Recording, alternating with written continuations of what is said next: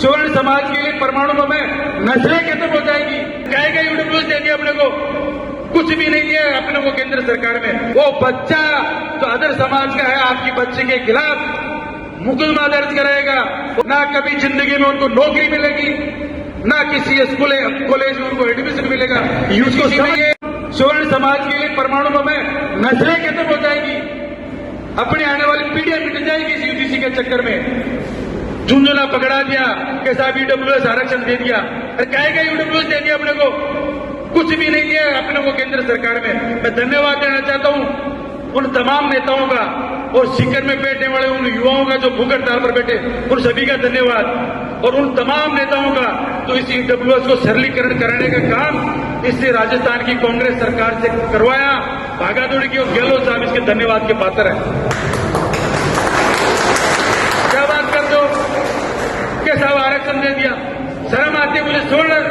इस सवर्ण समाज से सैकड़ों की संख्या में उस केंद्र की सत्ता में आसीन होकर बैठे हैं और सत्ता सुख भोग रहे हैं।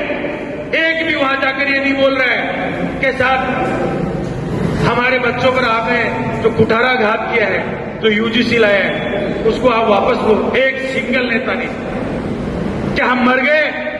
जब वोटों की जरूरत पड़ती है, जब नोटों की जरूरत पड़ती है, जब आदमियों की जरूरत पड़ती है, तब तो ये स्वर्ण समाज उन नेताओं के पीछे हो जाता है। उनके जेब में नोट भी देकर आते हैं, उनके पेटे में वोट भी देकर आते हैं, और वो हमारी बात करने के लिए डरते हैं। तो साथियों, मेरा आपसे निवेदन है, जो अपने नेता अपने पास वोट मांगने के लिए आते हैं, नोट मांगने के लिए आते हैं और अपना समर्थन मांगने के लिए आते हैं, उनको आईना दिखाओ, उनका विरोध करो।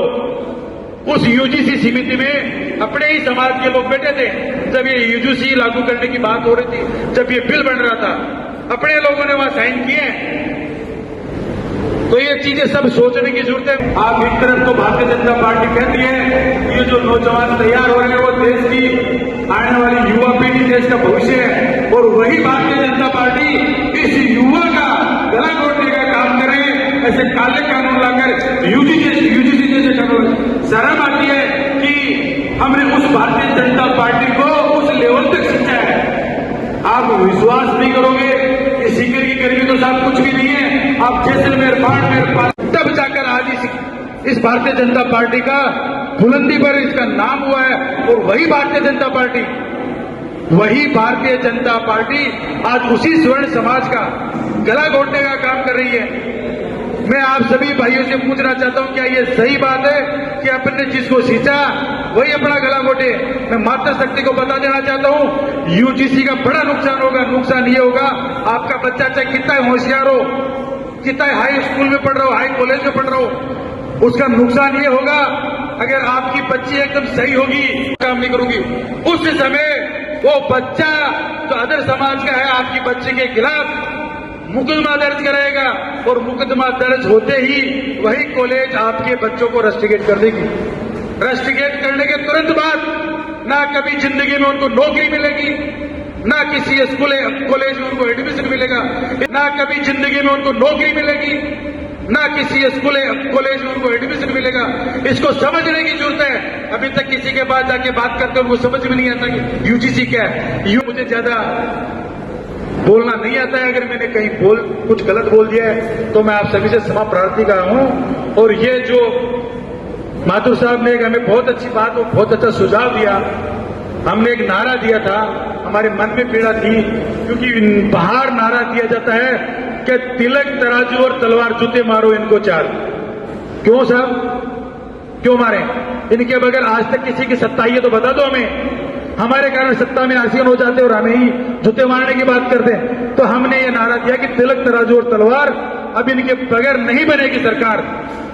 लेकिन इस नारे को सुधारने के लिए माथुर साहब ने हमें बहुत अच्छा सुझाव दिया कि जो कलम चलती है वो कलम बहुत कुछ लिखती है, और उस कलम में वो धार होती है जो तलवार में भी नहीं होती है। तो माथुर साहब के उस बात को हम समर्थन करते हैं कि हम इसमें अब एक नाम और जोड़ेंगे, एक तिलक तराजू कलम और तलवार, इनके बगैर नहीं बनेगी सरकार। मैं इसी वाणी के साथ अपनी वाणी, इसी बात के साथ अपनी वाणी को विराम देता हूं। और महेश जी शर्मा से मेरा अनुरोध है कि वो आए और इस आयोजक समिति का मार्गदर्शन करें। हमने एक छोटी सी शुरुआत की थी, लड्डू गोपाल दास जी महाराज थे हमारे इसी आयोजक समिति में, उमेश सिंह जी करीरी, मैं खुद स्वयं, महेंद्र बना, जितेंद्र जी, ये सब लोग मिलकर आए थे और हमने शुरू से महेश जी भाई साहब से आशीर्वाद किया। महेश जी भाई साहब आप आए और हम सबका मार्गदर्शन करेंगे।